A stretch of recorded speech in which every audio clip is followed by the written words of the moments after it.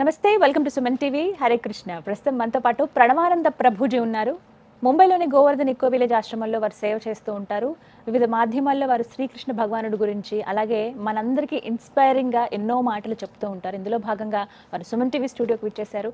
ఎన్నో విషయాలు వారి మాటల్లో విని తెలుసుకుందాం. హరే కృష్ణ ప్రభుజీ. హరే కృష్ణ.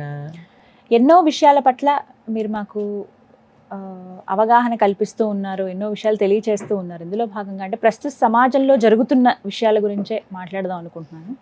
డ్రగ్స్ ఎప్పటి నుంచో ఇష్యూ ఉన్నప్పటికీ ఇప్పుడు ఇంకాస్త అంటే అది ఎంతలాగా వేళ్ళు ఊనికిపోయింది అని అంటేనండి, చిన్నపిల్లలకి దొరికేస్తూ ఉంది. స్కూళ్ళ పక్కన చిన్న చిన్న షాపుల్లో అవి సేల్ చేస్తూ ఉన్నారు, వాళ్ళు వెళ్ళి తీసుకుంటున్నారు.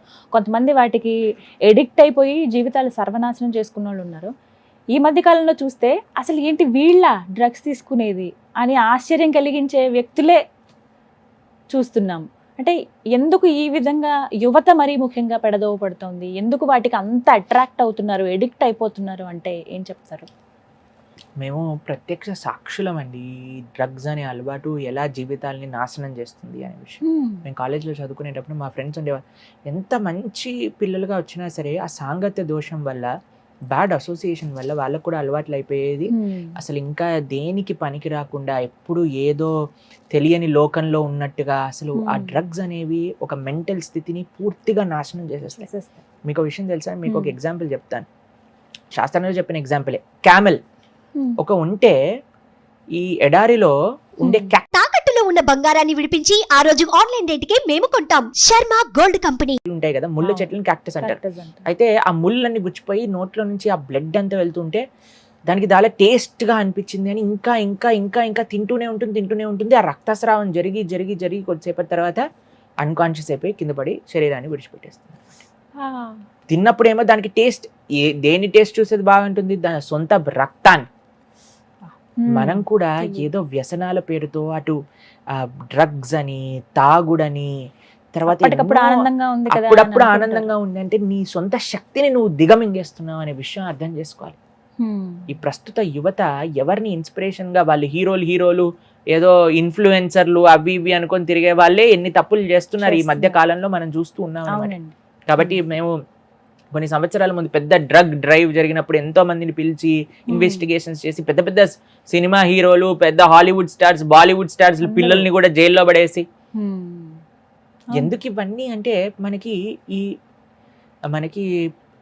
ఒక ల్యాక్ ఆఫ్ ధర్మ, ల్యాక్ ఆఫ్ రెస్పాన్సిబిలిటీ ఉందన్నమాట. ఏ వయసులో పని ఏం చెయ్యాలి? చాలా మంది ఏమంటారు తెలుసా అండి, ఈ వయసులో ఎంజాయ్ చేయకపోతే ఎంజాయ్మెంట్ అంటే డ్రగ్స్ తీసుకోవటం కాదురా. ఎంజాయ్మెంట్ అంటే ఎవరో అమ్మాయిని తీసుకొని తిప్పటాలు, అబ్బాయిని తీసుకొని తిప్పటాలు కాదు. ఎంజాయ్మెంట్ అంటే అసలు ఏ తల్లిదండ్రులైతే ఈ వయసు ఎంజాయ్మెంట్ కోసము అని పిల్లల్ని ప్రేరేపిస్తున్నారో అటువంటి తల్లిదండ్రులు నానాలి ఫస్ట్. వాళ్ళు సొంతంగా విషాన్ని వాళ్ళ పిల్లలకి పట్టిస్తున్నారు. దానికంటే ఇంకొకటి ఏం చేయట్లేదండి. పిల్లల వయసు మన వైదిక పరంపరలో 25 సంవత్సరాల వరకు ఋషి ఆశ్రమంలో బ్రహ్మచారులుగా ఉండేవారు, చదువుకునేవారు. చదువుకొని అప్పుడు వాళ్ళు వివాహం చేసుకుంటే ఆ గృహస్థ జీవితం అంత బాగుండేది. సుఖ సంతోష డైవర్స్లు వచ్చటం కానీ, అక్రమ సంబంధాలు పెట్టుకోవటాలు కానీ, ఇలా ఒకరినొకరు చంపేసుకోవటాలు, డొమెస్టిక్ వైలెన్స్ ఇలాంటివన్నీ ఉండేవి కాదండి.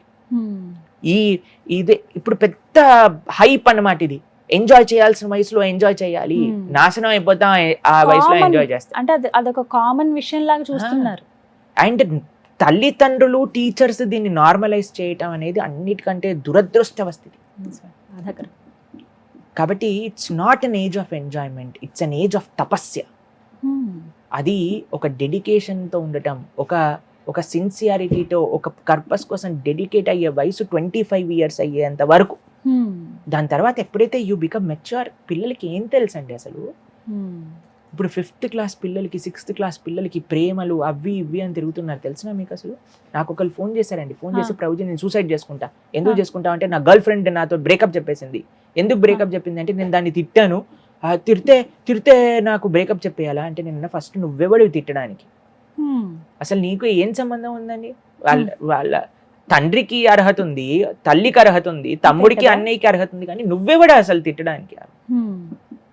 ఫస్ట్ నీతోటి కాదు, అసలు నిన్ను చదువుకోవడానికి పంపించిన మీ తల్లిదండ్రులు అనాలి. తల్లిదండ్రులు ఏమని చెప్పి పంపిస్తున్నారండి పిల్లల్ని? అయ్యా నీకు ఇంజనీరింగ్లో మేము చిన్నప్పటి నుంచి కష్టపడి తిండి తినక ఏదో ఒకటి చేస్తూ మా మా సుఖ సంతోషాలన్నింటినీ సాక్రిఫైస్ చేసి మిమ్మల్ని పెంచి మీకు డబ్బులు కట్టి పంపిస్తుంటే ప్రేమలని, డ్రగ్స్ అని, తాగుళ్ళని తిరగటాలా మనం? మా కళ్ళ ముందండి, మేము ఇంజనీరింగ్ చదివేటప్పుడే అన్నిటికంటే బాధ ఎప్పుడైనా నోటీస్ బోర్డులో పెట్టేవాళ్ళు అనమాట. వీళ్ళు యాక్సిడెంట్లో చనిపోయారు, ఇక్కడికి వెళ్తూ అక్కడికి వెళ్తూ. అక్కడ చెన్నై దగ్గర పాండిచేరి అని ఉండేదన్నమాట. అక్కడ అందరూ వెళ్తూ ఉండేవారు అనమాట, తాగడానికి, తినడానికి, వీకెండ్స్లో ఎంజాయ్ చేయడానికి. వచ్చేటప్పుడు ఆ తాగుడు మైకంలోనో, హై స్పీడ్లోనో. ఇప్పుడు ఇంకొకటి రేసింగ్ అని, చాలా ఘోరంగా ఏంటంటే ఇదంతా ప్యాషన్ అన్నమాట, ప్యాషన్. ఇవన్నీ ఎందుకు వస్తున్నాయంటే మన పిల్లలకి ఒక సరైన దారి మనం చూపించలేకపోతున్నాం. హై స్పీడ్ రేసింగ్లు ఏవేవో చిన్న పిల్లలకే మనం చిన్న పిల్లలకి ఫోన్లు ఇచ్చేటాలు, బైకులు కొనిచ్చేసేటాలు, కార్లు కొనిచ్చేసేటాలు. తల్లిదండ్రులు ఒక నిఘా, ఒక విజన్ పెట్టకపోతే, ప్లస్ ఇది ఎంజాయ్ చేయాల్సిన వయసు కాదు. ఎక్కడ రాసుంది అసలు ఇది ఎంజాయ్ చేయాల్సిన వయసు అని? ఎక్కడైనా ప్రమాణం ఉందా మనకి? ఇది వరకు ప్రభుజీ అంటే 20 ఏళ్ళు, కనీసం 25 సంవత్సరాలు వచ్చినా కానీ అప్పుడు కానీ ఒక బైక్ కొనుక్కోవడమో లేకపోతే వాళ్ళు ఉద్యోగం చేస్తేనో అక్కడ వరకు ఉండేది. ఇప్పుడు 10th అయిపోతే చాలు వాళ్ళకి బైక్. మీకు విషయం తెలుసా, మేము ఇంజనీరింగ్ ఫస్ట్ ఇయర్ మధ్యలో మాకు స్మార్ట్ ఫోన్ కొనిచ్చారు మా నాన్నగారు. అప్పటి వరకు మాకు తెలియదు. మిగతా వాళ్ళందరూ వాట్సాప్, ఫేస్బుక్ ఇవన్నీ యూజ్. అప్పుడు మాకు అంటే వీ ఫెల్ట్ డిస్కనెక్టెడ్ అనమాట కొద్దిగా. అంటే అప్పుడు ఎవ్రీథింగ్ వాట్సాప్ గ్రూప్ స్టార్ట్ చేయటము. అంటే ఇట్ వాజ్ ఇన్ 2013 అనుకుంటా నాకు తెలిసి. సో అప్పుడు మాకు అప్పటి వరకు అప్పుడు నాకు ఇంటర్ అయిపోయేంత వరకు ఫోన్ కూడా లేదండి. దాని తర్వాత ఫోన్ ఇచ్చారు, ఒక చిన్న బటన్ మొబైల్ ఉండేది. తర్వాత సెమిస్టర్ మధ్యలో అప్పుడు మా క్లాస్ గ్రూప్ తయారు చేసి టీచర్లు నోట్స్లు పంపించిన అవన్నీ ప్రారంభం అయ్యాక మేము స్మార్ట్ ఫోన్ కొనుక్కున్నాం. అంటే ఏదో గొప్ప విషయం అని కాదు, కానీ చెప్తున్నా అంటే అవసరం అవ్వని సమయంలో ఇవ్వాల్సిన విషయం కాదు. ఎప్పుడైతే వాళ్ళకి పెళ్లి చేసి బాధ్యత తెలుస్తుందో అప్పటి వరకు ఎంజాయ్ చేయాల్సిన వయసు కాదు. అసలు మనుష్య జన్మ ఎంజాయ్ చేయడానికి కాదు, ఇది ఫస్ట్ విషయం గుర్తుపెట్టుకోవాలి. మనుష్య జన్మ తరించడానికి. కాబట్టి మనకి కరెక్ట్ ఇన్స్పిరేషన్స్, మన జీవితంలో ఎవరు ఇన్స్పిరేషన్గా ఉంటామో వాళ్ళు చేసేది మనం చేస్తాం. కాబట్టి ఇప్పుడు జనాలకి ఎవరో సినిమా హీరోలని, వాళ్ళని, వీళ్ళని ఎవరినో ఇన్స్పిరేషన్ గా తీసుకొని వాడేం చేస్తే మనం కూడా అదే చేస్తాం. ఇప్పుడు చూడండి, మాకు ఏ విషయం తెలుసు అంటే, మేము ఏదైనా యూట్యూబ్ వీడియో ఆన్ చేసాం అనుకోండి, రమ్మీ సర్కిల్ అని ఒకటి వస్తుంది అనమాట. దాన్ని ప్రమోట్ చేసే వాళ్ళు తెలుసా అండి? గుట్కాలు ప్రమోట్ చేసేవాళ్ళు, సిగరెట్లని ప్రమోట్ చేసేవాళ్ళు, ఇలాంటి ప్లస్ వాళ్ళు ఏమంటే ఫాస్ట్ గా చెప్పేస్తారు, this game can be addicted and it may cause loss of money, please be careful చెప్పేస్తాడు అనమాట. వినేవాళ్ళకి కూడా అర్థం కాదు. అసలు ఎంత సటిల్ గా మేము యాడ్స్ ని పరిశీలన చేస్తుంటాం, ఎంత సటిల్ గా చేస్తారంటే అసలు ఆశ్చర్యం అనమాట. ఇవన్నీ చేసేదండి పెద్ద పెద్ద సినిమా స్టార్లు, టీవీ స్టార్లు. డబ్బులకు అమ్ముడిపోయి దేశ ప్రజలందరినీ కూడా ఒక తప్పుడు దోవ పట్టిస్తున్నారు. మాకు ఒక వీడియో పంపించారు, ఒక బాలీవుడ్ హీరోయిన్, ఆవిడకి ఏదో ఇస్తారనమాట తాగమని. ఆవిడ అంటుంది, ఓ ఇందులో షుగర్ ఉంది, నేను తాగను అని చెప్తుంది అనమాట. దాని తర్వాత టీవీ యాడ్స్ కి మాత్రం కోకోకోలా, పెప్సీ వీటన్నిటికీ షుగర్ ఈజ్ వెరీ బ్యాడ్ అని చెప్తుంది ఆవిడ వరకు వచ్చేసరికి. కానీ పెప్సీ, కోకోకోలా వీటన్నిటిని ప్రమోట్ చేస్తారు. కాబట్టి వీలాంటి వాళ్ళని ఐడియల్ గా తీసుకుంటే మనం ఎక్కడికి వెళ్ళాము, ఇంకా జీవితంలో పతనం అయిపోతాం. కానీ అది కాదండి, we should have right goals. ఒక రైట్ ఆదర్శమైన వ్యక్తి మనకు కావాలి జీవితంలో. ఆ ఆదర్శాన్ని చూసుకుంటూ మనకి ఇంకా ఇంకా శక్తి వస్తుంది ఒక మంచి మార్గంలో వెళ్ళడానికి. కాబట్టి నేను ఈ ప్రస్తుత యువత, మన భారతదేశానికి అన్నిటికంటే గొప్ప సంపద ఏంటంటే ప్రస్తుత యువత. ఇంత యువత ఏ రాష్ట్రంలో, ఏ కంట్రీలో లేదట. అటువంటి యువతకి మేము చేతులు జోడించి చేసే ఒకటే ఒక ప్రార్థన, వినయంతో చేసే ప్రార్థన ఏంటి అంటే, జాగ్రత్తగా please have right inspirations in life, please have right association. తల్లిదండ్రులకి ఇంకా కాళ్ళు మొక్కైనా మేము ప్రణామం చేయడానికి రెడీగా ఉన్నాం. పిల్లలకి ఇలాంటి చెడు ఉపదేశాలు చెయ్యకండి. కాబట్టి వాళ్ళందరినీ దేశానికి ప్రయోజకులుగా మార్చండి, మన ధర్మానికి సేవ చేసుకునే వాళ్ళ మార్చండి. అదే అందరి యొక్క ప్రయత్నం అలా ఉండాలి. నిజం ప్రభుజీ, ప్రతి మాట కూడా అక్షర సత్యం, చాలా వాల్యుబుల్. ఇప్పుడు ఉన్నటువంటి జీవితమే వాల్యుబుల్. అందులో యంగర్ జనరేషన్ అనేది చాలా చాలా ఇంపార్టెంట్. మన దేశంలోనే చాలా మంది ఉన్నారు, మనం గొప్పగా చెప్పుకుంటాం కానీ చాలా మంది అవగాహన లేక జీవితాలను నాశనం చేసుకుంటున్నారు. చెడు సాంగత్యం అంటారు కదా, మెయిన్ ప్రాబ్లం అక్కడే వస్తుంది.